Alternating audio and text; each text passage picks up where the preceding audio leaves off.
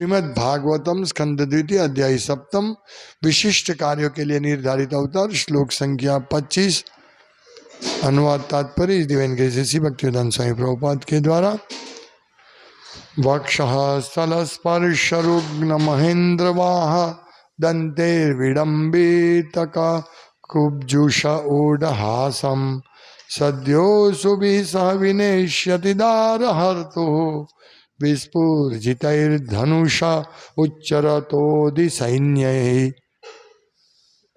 शब्दार्थ वक्षः स्थल छाती, स्पर्श छूने से, रुग्ण खंडित, महाइंद्र स्वर्ग के राजा के, वाह वाहन की, दंतहि सूंड से, सूंड सूंड, विडंबिता प्रकाशित, ककुपजूषः सभी दिशाएं, ऊढहासम अट्टहास, सद्यः तुरंत, अशुभिः प्राण, सह सहित, विनेष्यति मार डाला गया, दारहर्तुः स्त्री को चुराने वाला, विस्फुर्जित ही टेकर उत्पन्न करने वाला, टंकार है,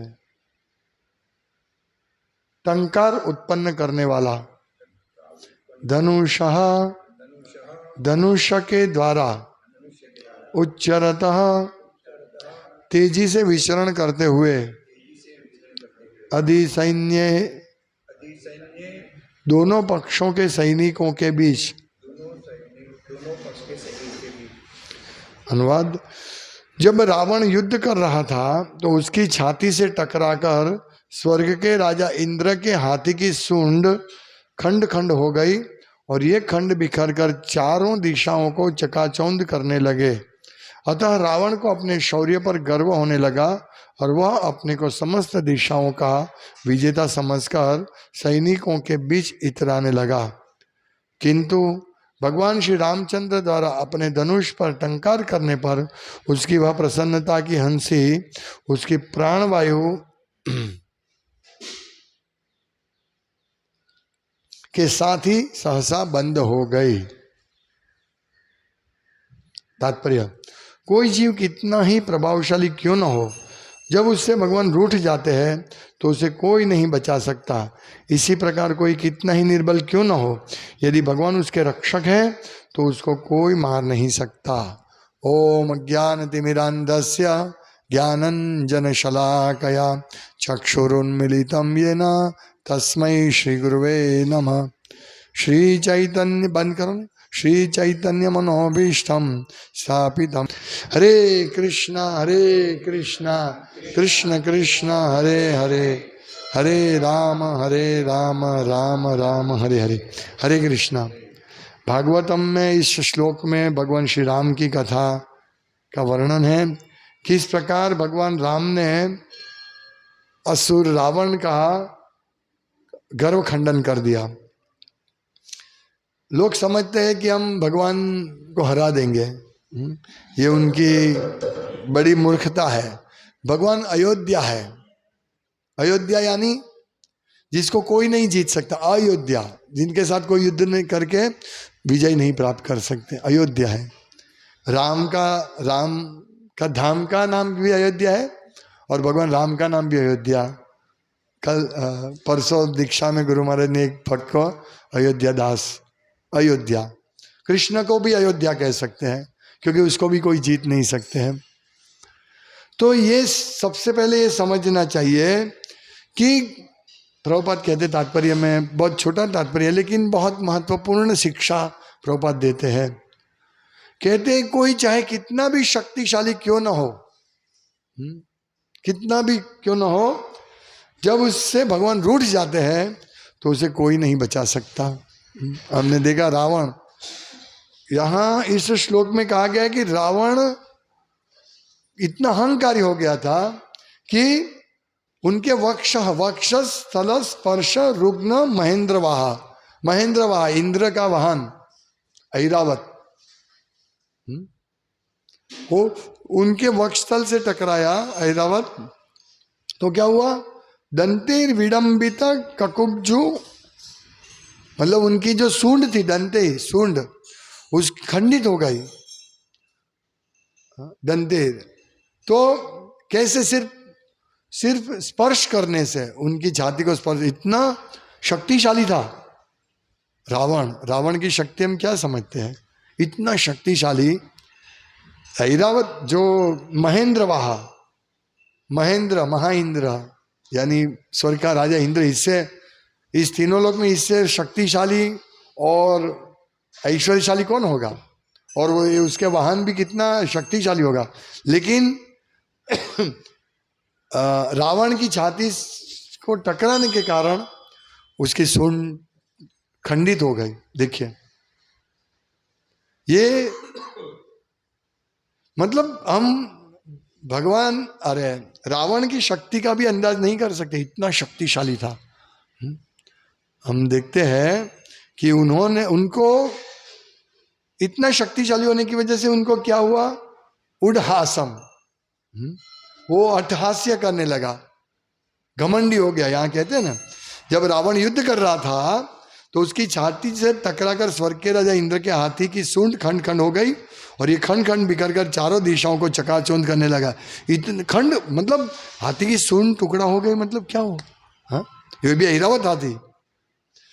अतः रावण को अपने शौर्य पर गर्व होने लगा। ये है दर्प, अभिमान।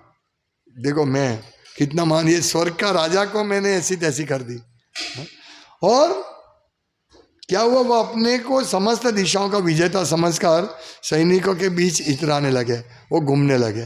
देखो मैं बड़ा शक्तिशाली हूँ। कभी हमें गर्व नहीं करना चाहिए ऐसे हमारी शक्ति का। हमारे जो भी हमारे पास जो भी ऐश्वर्य है, शक्ति है, बल है, ज्ञान है, वैराग्य है, कभी भी हमें इसके ऊपर गर्व नहीं करना चाहिए, क्योंकि ये सब पूर्ण मात्रा में परम भगवान श्री कृष्ण में है। वेलकम।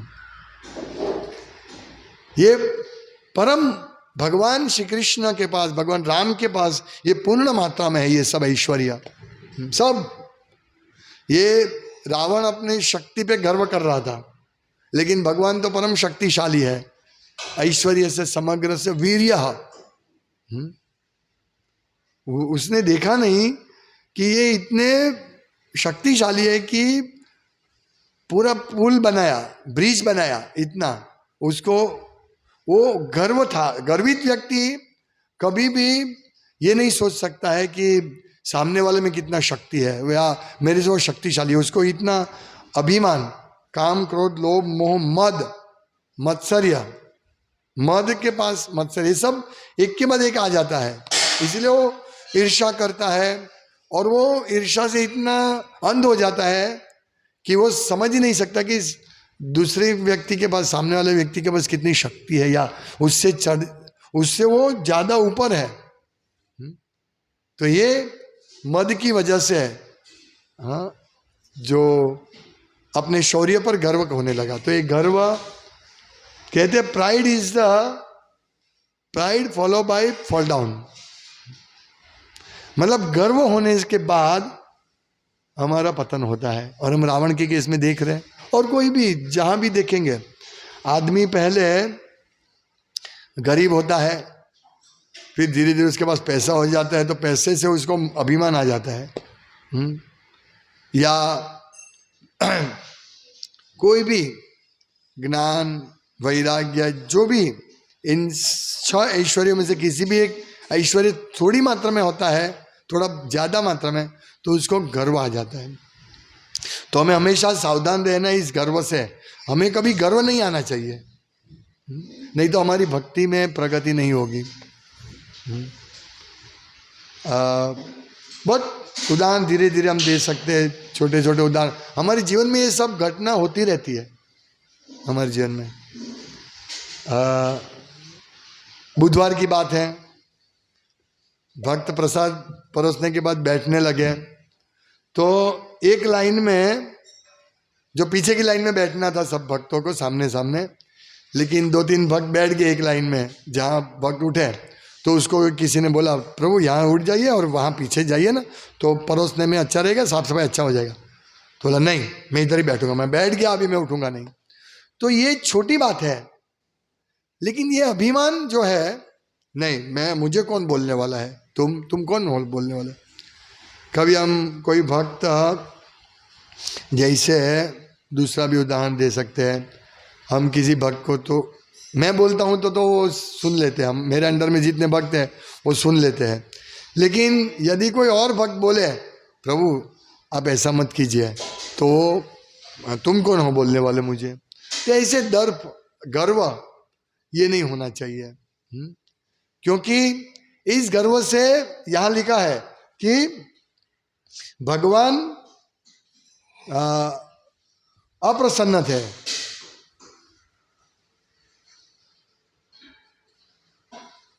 भगवान अप्रसन्न होते हैं ऐसी चीज से। हमें भगवान को अप्रसन्न नहीं करना है। मैं दामोदर प्रभु का सेमिनार सुन रहा था कल, तो दामोदर प्रभु बहुत सुंदर समझा रहे हैं। वो कह रहे कि हम भक्ति करते हैं, फिर हम ध्येय भूल जाते हैं कि हम क्यों कर रहे हैं, जब क्यों कर रहे हैं, हम ये कार्य सेवा क्यों कर रहे हैं, जो भी क्यों कर रहे हैं भगवान को प्रसन्न करने के लिए, वो भूल जाते हैं हम। तो हमें ऐसा भूलना नहीं है कभी भी। हम किसके लिए, हमारा ध्येय क्या है, हम भगवान को प्रसन्न कर रहे हैं। रावण भूल गया। रावण इतना घमंडी हो गया कि मैं देखो उसकी पत्नी को भोग, सीता माता को। सीता माता लक्ष्मी देवी है, लक्ष्मी को कौन भोग सकता है। ये अभिमान है, ये अभिमान भक्तों में नहीं आना चाहिए। देखो मेरे पास बहुत पैसे है, ये घमंड नहीं होना चाहिए, मैं इसको भोग दूंगा। दामोदर प्रभु ने और भी दान के बारे में बताया था। बहुत 5 क्लास है, मैं पहला आगे भी सुना था, पहली बार दूसरी बार सुन रहा हूँ। तो उसमें प्रभु दामोदर ने बहुत सुंदर चीज़ बताया कि हम लक्ष्मी भुगतना चाहते हैं। जैसे ही भक्त भक्ति में आगे बढ़ता है तो दान देना बंद कर देता है। वो सोचता है दान की क्या आवश्यकता है, मैं घर में मेरी सेवा पूजा चलती है, ये पैसे से मेरे फैमिली मेंबर भक्त हैं तो उसको मैं खिला पिला रहा हूँ, तो मुझे दान देने की आवश्यकता नहीं है। तो ये चीज़ भगवान को अप्रसन्न करती है। यज्ञ दान तप ये कभी त्यागना नहीं चाहिए। ये सब छोटी छोटी चीज़ का हम अभिमान करने लगते। पैसा ज़्यादा आता है, हम ज़्यादा पैसा भगवान के देने की जगह हम लोग सोचते हैं हम अपना निर्णय लेते हैं। ऐसा निर्णय नहीं लेना चाहिए। हमें जो भी हमारे पास धन आता है भगवान की सेवा में लगाना चाहिए। नो डाउट चाणक्य पंडित कहते हैं कि व्यक्ति को भविष्य की मुश्किल के लिए पैसे बचाने चाहिए, लेकिन इसका मतलब ये नहीं है कि पूरा पैसे बचाओ। प्रभुपाद ने एक बहुत सुंदर कोटेशन दिया है।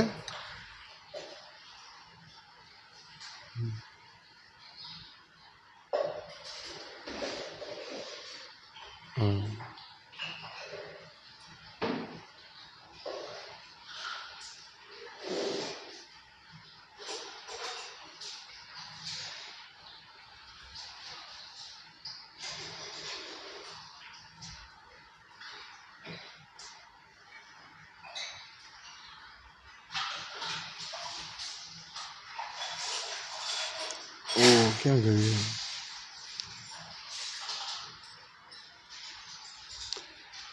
काले कदाच આવ્યો હશે कोटेशन।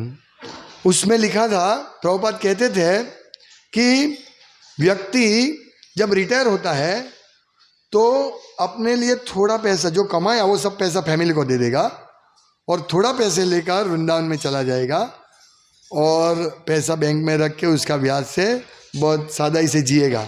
तो ये प्रकार का नहीं चाहिए। पैसा अपनी फैमिली के लिए और भगवान के लिए कुछ नहीं। तो ये बात है कि हमें ये सब छोटी छोटी चीज से भगवान को हम अप्रसन्न कर सकते हैं। हम सोचते दान नहीं, हम नहीं देंगे तो चलेगा, दूसरा तो दान दे रहा है ना, हाँ, क्या आवश्यकता है? हम ये सेवा नहीं करेंगे तो दूसरा तो कर रहे हैं ना, मेरी क्या आवश्यकता है? इस प्रकार हम भक्ति में हमारा ध्येय भूल जाते हैं और ये रावण की तरह हम अभिमानी हो जाते हैं। यदि हम भगवान की सेवा में धन नहीं डालेंगे तो हम ये लक्ष्मी सीता को भुगतने का प्रयास करेंगे, लेकिन जैसे ही लक्ष्मी कृष्ण की सेवा को छोड़कर या राम की सेवा को छोड़कर हमारी सेवा में लगेंगे तो लक्ष्मी नहीं रहेंगी, वो क्या होगी? माया, दुर्गा शक्ति। दुर्गा शक्ति में, और दुर्गा शक्ति का संग हमारा विनाश। तो ये सब हमें सीखना है, शिक्षा लेनी है रावण से। इसको अभिमान था कि मैं बहुत शक्तिशाली हूं।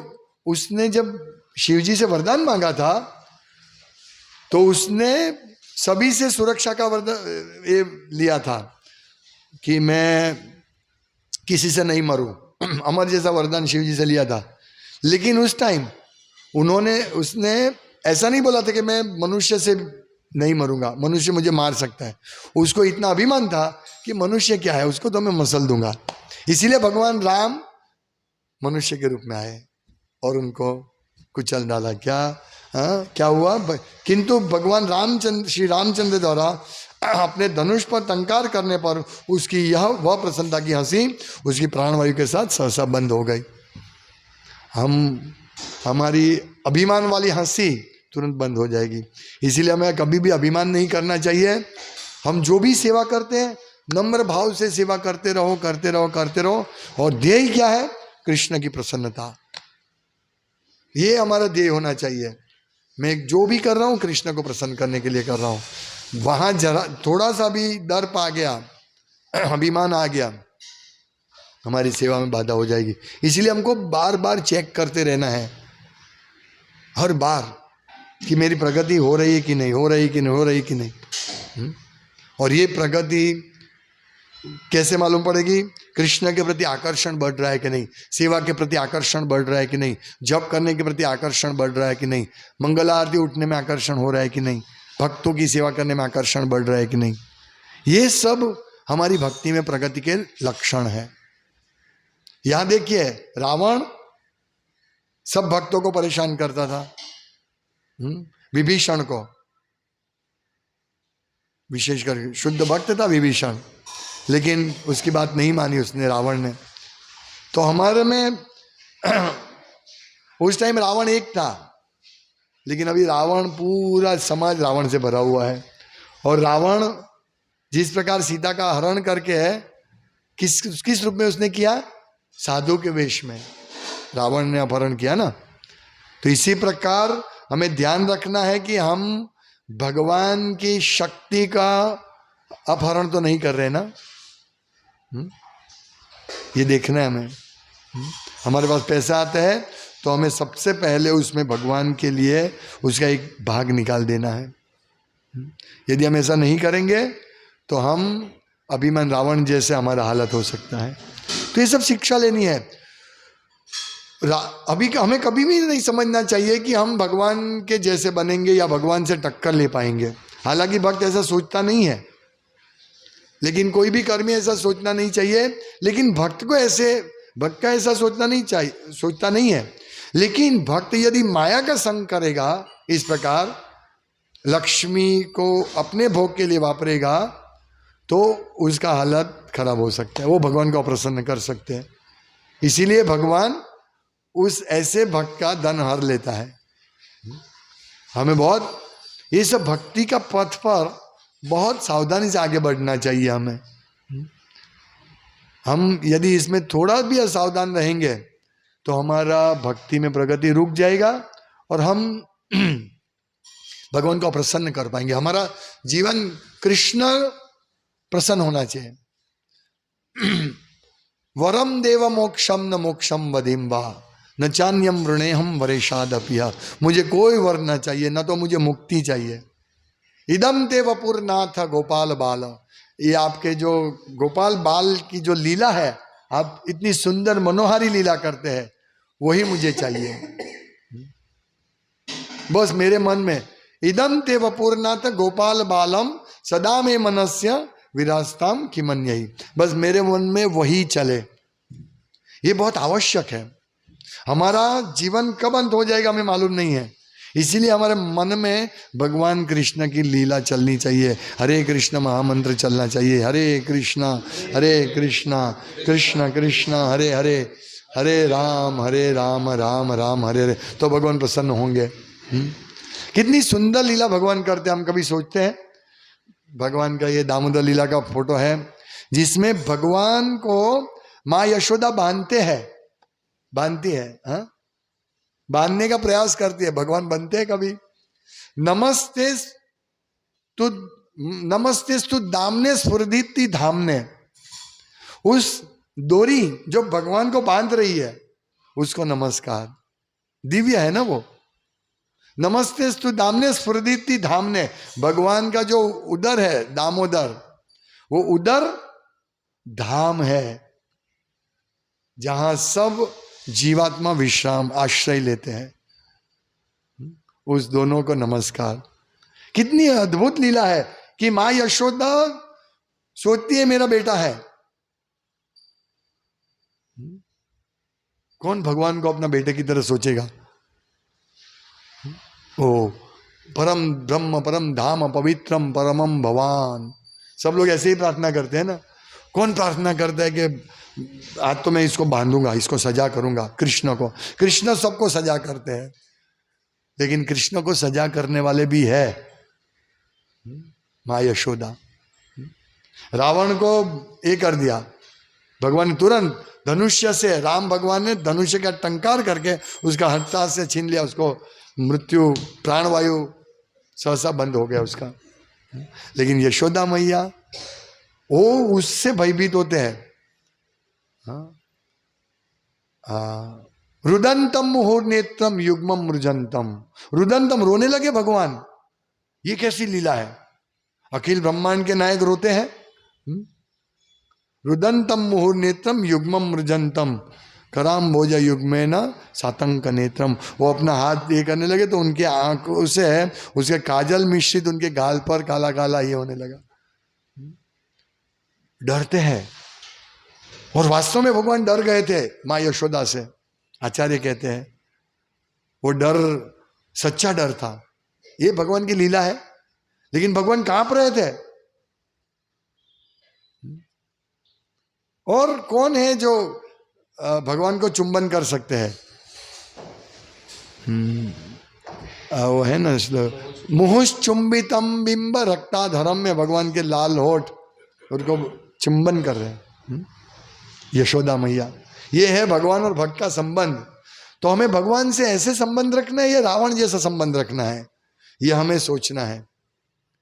क्योंकि भगवान प्रभुपाद स्पष्ट लिखते हैं, कोई भी जीव कितना ही शक्तिशाली क्यों न हो, जब उससे भगवान रूठ जाते हैं तो उसे कोई नहीं बचा सकता। इसी प्रकार कोई कितना ही निर्बल क्यों न हो, यदि भगवान उसके रक्षक है तो उसको कोई मार नहीं सकता। कितने ऐसे उदाहरण है जिनका भगवान रक्षक है। मारे कृष्ण राखे के, राखे कृष्ण मारे के। गुजराती में कहावत है, कई कहावत, राम राखे तेने कौन चाखे है? जिसका रक्षण राम करते हैं तो कौन बचाएगा? तो भक्त अपने रक्षण के लिए भगवान पे आश्रित है। रक्षिष्यति विश्वास हो, भक्त को विश्वास होना चाहिए। लेकिन यह विश्वास कब होगा? जब उसमें से जो दूषण है, काम क्रोध लोभ मोह मद मत्सर्य भय कम होंगे ना, उतना विश्वास भगवान में बढ़ेगा। ये शरणागति के लक्षण है। हमें भगवान को शरणागत होना है।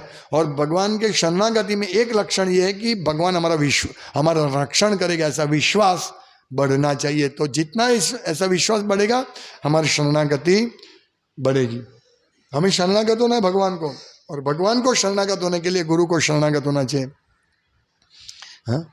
कृष्णा कृष्णा कृष्णा कृष्णा कृष्णा कृष्णा रक्ष माम, कृष्ण हमारा रक्षण करेंगे। भक्त क्या यही इच्छा है कि उसका कोई रक्षण नहीं कर सकता कृष्ण के अलावा। अभी हमने थोड़े दिन पहले देखा कि भगवान जनार्दन विष्णु जैसे ही इसने प्रार्थना की, हाथी ने गजेंद्र ने प्रार्थना की, तुरंत भगवान आ गए। कहां से, कितने दूर से आ गया भगवान, है ना। तो यही प्रभुपाद किया, वो निर्बल हो गया था, वो इतना शक्तिशाली था, फिर भी मगर के मुख में उसका पैर था, इसलिए वो निर्बल हो गया था। लेकिन भगवान ने इतने दूर से आए और भगवान ने सुना उनकी प्रार्थना, भगवान ने सुनी उनकी प्रार्थना। तो ऐसा ही है, हमें विश्वास होना चाहिए कि जो हम राम, हरे कृष्णा कृष्ण कृष्ण हरे हरे, हरे राम राम राम हरे हरे, ये जो बोलते हैं भगवान सुनते हैं। और हम क्यों बोलते हैं, बस भगवान सुने, भगवान प्रसन्न हो। जैसे एक सामान्य उदाहरण दे सकता हूं कि हमारा कोई नाम ले, हमारा नाम कोई ले तो हमको कितनी प्रसन्नता होगी, और जब वो नाम प्रेम से ले तो कितना प्रसन्न होगी। तो भगवान में भी ये गुण है, हमने देखा ना कि भगवान भी गुस्से होते हैं, उनकी भी इंद्रिया है, सब दिव्य इंद्रिया है, उनको भी अनुभूति होती है। जैसे हम गुस्से होते हैं, भगवान भी गुस्से होते हैं। तो हम भी यदि भगवान को प्रेम से पुकारेंगे, हे कृष्ण, हे राम, हे श्रीमती राधा रानी, आप मुझे आपकी सेवा में लगाओ, जितना प्रेम से पुकारेंगे भगवान उतने हमारी बात सुनेंगे, उतना प्रसन्न होंगे। हालांकि कोई भी हिसाब से भगवान का नाम लिया जाएगा तो वो उससे भगवान कल्याण ही करेंगे उसका। भागवतम में एक श्लोक है कि डर के मारे, जलने पर, गिरने से, ठोकर लगने से, कोई भी कारण से यदि कोई व्यक्ति भगवान का नाम पुकारता है, हरे कृष्ण बोलता है, तो उसका सब पाप दूर हो जाते हैं। ऐसा भागवतम में बहुत सुंदर श्लोक है। तो हमें समझना चाहिए कि भगवान को प्रसन्न करना बहुत सरल है, देव देवता को प्रसन्न करना डिफिकल्ट है, हमारे संबंधी को, हमारे परिवार को प्रसन्न करना डिफिकल्ट है, हमारे समाज को प्रसन्न करना डिफिकल्ट है, देश को प्रसन्न करना डिफिकल्ट है। लेकिन भगवान को प्रसन्न करना सरल है, और एक बार भगवान प्रसन्न हो जाते हैं, हमारा काम हो जाता है। और भगवान क्या क्या इस कलयुग में कितना सरलता से भगवान प्रसन्न होते हैं। क्यों भगवान को दुखी करे रावण की तरह। या प्रभुपाद लिखते हैं कि जब उससे भगवान रूठ जाते हैं तो उसे कोई नहीं बचा सकता। तो हम भगवान को रूठाए क्यों, क्यों भगवान को नाराज करें। भगवान को नाराज करना यानी भक्तों को नाराज करना। क्यों भक्तों को नाराज करें, क्यों भक्तों से गलत व्यवहार करें। सीखना चाहिए हमें किस प्रकार अच्छी तरह व्यवहार करना चाहिए भक्तों से। यस प्रभु बोलिए। इसीलिए कभी कभी भक्त बोलते हैं कि ए महाचंद्र इधर आओ,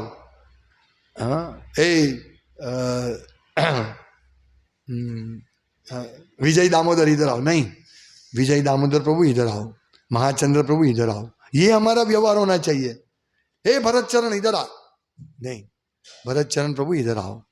हे मथुरा इधर आ, नहीं, हे मथुरा प्रभु इधर आओ। ऐसा हमारा व्यवहार होना चाहिए, है ना। राम दुलारे इधर आ, नहीं, राम दुलार प्रभु इधर आओ। तो हमारा ये बढ़ेगा, उसके प्रति हमारा प्रेम बढ़ेगा और उसका भी प्रेम हमारे प्रति बढ़ेगा, है ना। हम सामान्य नाम भी बोलते हैं तो क्या बोलते हैं, विपिन भाई, ओ विपिन भाई, ऐसे बोलते हैं ना, प्रेम से बुलाते हैं ना। बड़े होते हैं, समान भी होते हैं तो हम एक आदर से बुलाते हैं। तो इसी प्रकार भक्तों को भी आदर से बुलाना चाहिए, उनका विशेष आदर करना चाहिए। सब शिक्षा है, ये शिक्षा हम ग्रहण करेंगे तो हमारा बड़ा कल्याण होगा। कैसे कल्याण होगा, भगवान प्रसन्न होंगे।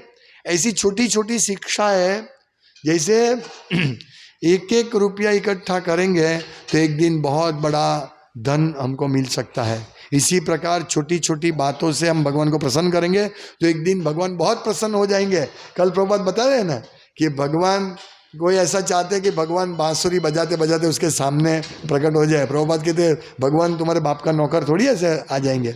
लेकिन यदि भक्त भगवान की सेवा करते रहेंगे, छोटी छोटी सो अल्पमुप्यस्य धर्मस्य त्रायते महतो भयात्, छोटी छोटी सेवा करता रहेगा तो एक दिन अवश्य भगवान बांसुरी लेके उसके सामने प्रकट हो जाएगा। अतः श्री कृष्ण नामादि न भवेत ग्राम इंद्रिय सेवन मुखे ही जीवादो स्वयं एवं स्मृत्यदा। भगवान स्वयं प्रकट होंगे। कैसे, भक्तों की सेवा से। भक्त भगवान को प्रसन्न करेंगे तो भगवान अपने आप प्रकट होंगे। तो हमें यही, हमारा रक्षण भगवान कर रहे हैं। कब करेंगे? जब भगवान हमसे प्रसन्न होंगे। ऐसे भगवान सबका रक्षण करते हैं। ये जो बड़े बड़े असुर लोग हैं, अभी तो ये कलयुग में सब असुर है, कोई भगवान को मानने वाला नहीं है, उनका भी भगवान पालन पोषण करते हैं, उनका भी रक्षण करते हैं ना भगवान। तो भक्तों को तो विशेष रक्षण, स्वयं रक्षण करेंगे। रावण नहीं, वो तो है ही, रावण है सब, लेकिन भक्त का रक्षण स्वयं भगवान करते हैं। तेसामेव अनुकंपार्था, मुझे उनके ऊपर अनुकंपा से मैं स्वयं उसका रक्षण करता हूँ। तो हमें ये सब समझना चाहिए। तो भगवान जिसका रक्षक है उसको कोई नहीं मार सकता है। और जब यदि हम भक्तों का मृत्यु होता है या भक्तों के स्नेही जनों का मृत्यु होता है, तो उसमें हमें यही चीज रखनी चाहिए कि भगवान की इच्छा से हुआ है। हमें ऐसा नहीं सोचना चाहिए ये मृत्यु हो गया, नहीं। भगवान भक्तों का और भक्तों के स्नेही जनों को, सबको, सबके लिए भगवान सूरद है, विशेष कृपा देते हैं, क्योंकि उसका संबंध भक्तों के साथ है। इसीलिए भक्तों को विशेष सुविधा है ये सब चीजें। इसलिए भक्त भगवान को प्रसन्न करने का कार्य करते हैं, भगवान को अप्रसन्न कभी नहीं करते हैं। तो हमें इस प्रकार इस रावण से शिक्षा लेनी है। भगवान की सेवा किस प्रकार किया जाए, रावण की तरह नहीं, विभीषण की तरह करनी चाहिए। हरे कृष्णा। श्रील प्रभुपाद की जय। श्री रामचंद्र भगवान की जय। राम राम जय राजा राम, राम राम जय सीता राम। श्रीमद् भागवतम की जय। गौर प्रेमानंदे हरि हरि बोल। वांछाकल्पतरुभ्यश्च कृपा सिंधुभ्यश्च